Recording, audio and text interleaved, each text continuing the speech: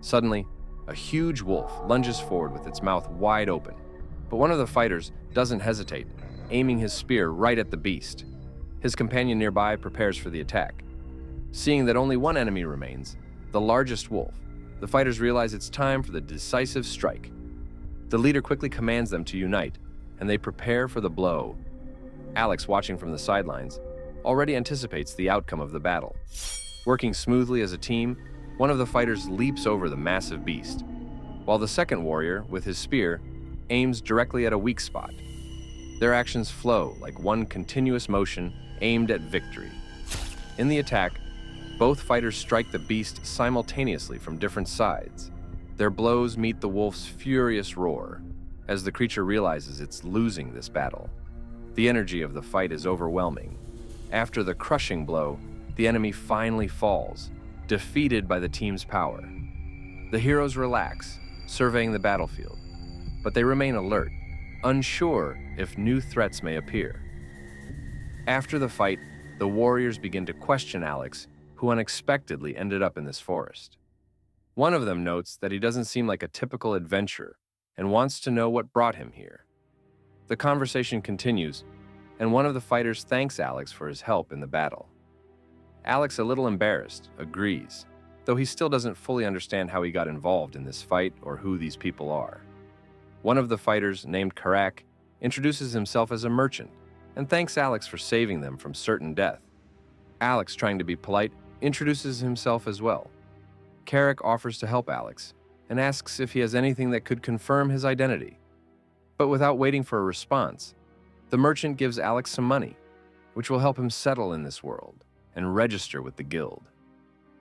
Alex gratefully accepts the coins, but realizes that now he has a chance to start fresh in this new, unfamiliar world.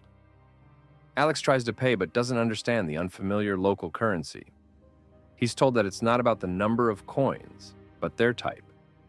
Sally warmly introduces herself as the guild administrator and offers Alex to join them on their journey.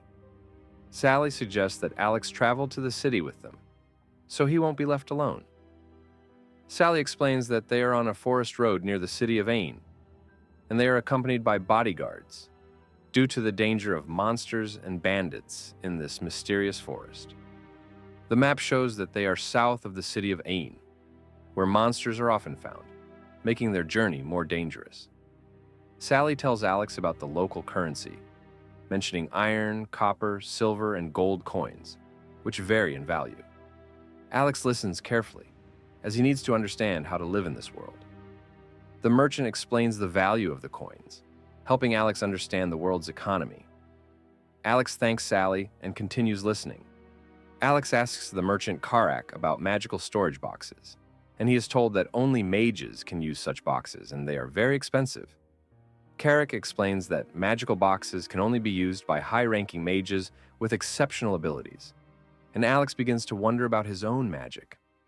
Alex decides to hide his rare abilities using his information analysis skill to avoid unnecessary attention and questions, since he's a stranger in this world. Alex and the others arrive in the city of Ain. Their wagon crosses the gates, and new adventures await, as well as identity confirmation for Alex. When Alex approaches the city entrance, the guard asks for identification, which Alex, unfortunately, doesn't have. The guard changes the terms and asks for a silver coin as a deposit, allowing Alex to enter the city. Sally explains the city's entry rules to Alex, mentioning that a special magical tool is used for this. This device allows the identification of each entrant to prevent unwanted guests from entering. Alex gratefully accepts Sally's help, realizing how kind and attentive she is to him. She then offers her support in registering him with the guild so Alex can quickly adapt to life in this world. Standing before the magical device, Alex is surprised to find that he can easily read the local symbols and inscriptions. This is thanks to his skill of full mastery of foreign languages, which helps him easily perceive information about himself. The guard, carefully examining Alex's data on the magical tool, suddenly realizes that the man before him has a surname, which indicates aristocratic origins. Realizing his mistake, he immediately begins to apologize for his previous rudeness. Alex, noticing the guard's surprise, wonders why he has a surname while his companions do not. As he ponders, he concludes that having a surname might signify noble origins, putting him in a special position. To confirm his suspicions, Alex asks the guard and Sally to show their data. Seeing that they have no surnames, Alex becomes even more convinced that his own name sets him apart from those around him.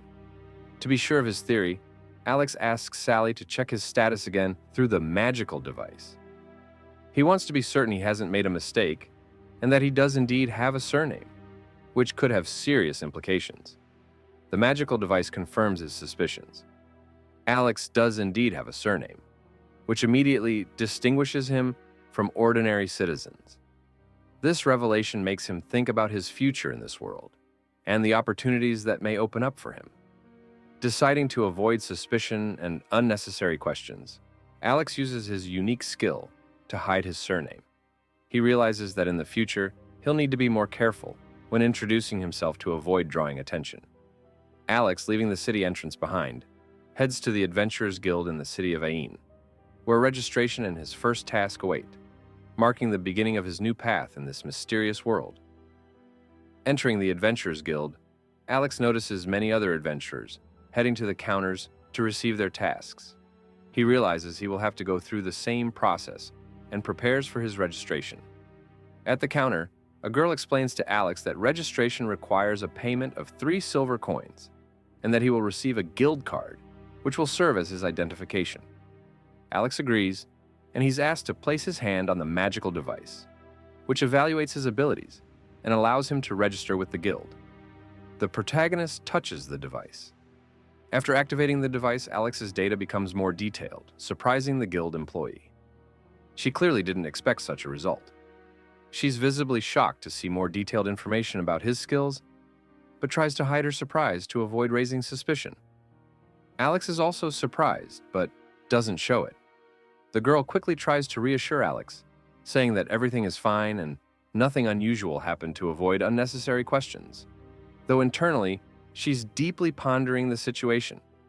Alex continues the registration process, and he's shown the guild card, which displays his name, race, gender, and rank, along with other details, marking the start of his adventures. The girl explains the ranking system and the opportunities for advancement. Alex learns that failure could lead to demotion, and the card only records serious crimes. The girl also mentions that any serious offense, including murder or theft, will be marked as bandit, which makes Alex seriously think about the rules of this new world. Alex speaks with the guild worker, who explains that each completed task or defeated creature will be automatically reflected on his guild card. Alex is surprised that this world allows duels, and that bandits are considered monsters. The guild worker assures him that killing a bandit in a duel won't make him a criminal. With a smile, the guild worker warns Alex that a forged guild card will inevitably be discovered, and the punishment for that is death. Alex finishes the registration process and asks no further questions, as he's beginning to understand how things work. The guild worker confirms that all the information has been processed. Sally now officially considers Alex an adventurer and reminds him of the importance of being a responsible member of the guild and not breaking their rules. Alex thanks her for her help. After Alex leaves, Sally watches him thoughtfully, and her colleague, observing this, wonders about her feelings and decides to ask Sally herself. Her colleague playfully teases Sally, suggesting that she's found someone she's interested in, as she hadn't had any romantic relationships before. Sally's smile and blush only confirm this. Blushing, Sally realizes that she's finally found someone special, someone who caught her attention from the first glance. Alex seems to be someone entirely different, as if from another world. She tells the protagonist that Alex was listening carefully to her explanations, and his rare talents caught her attention, something that hadn't happened before. She's convinced that Alex is her destiny, and her intuition tells her that they are meant to be together, despite her colleague trying to distract her. Sally's thoughts are already with Alex. Alex, tired after the day's events, rests in an inn recommended by the guard. The room turned out to be good for its price, though Alex admits that he's mentally, not physically, exhausted from everything that happened. Alex checks his inventory and sees that the items are displayed correctly, even the burned ones. Images of animals and grass that accidentally got there also appear in the inventory. Reflecting on the battle, Alex realizes he could have died if not for luck. He recalls the existence of duels and bandits in this world, and decides to be more cautious in the future. Alex looks out the window and wonders if he'll survive in this world. The rising sun illuminates the city streets, giving him a sense of new beginnings and uncertainty. Smelling food, Alex realizes he's hungry, having not eaten since his arrival. He decides to head to the nearest tavern to satisfy his hunger. Entering the tavern, Alex is surprised to meet attractive waitresses who warmly greet him. He's somewhat taken aback by the unexpected sight and hospitality.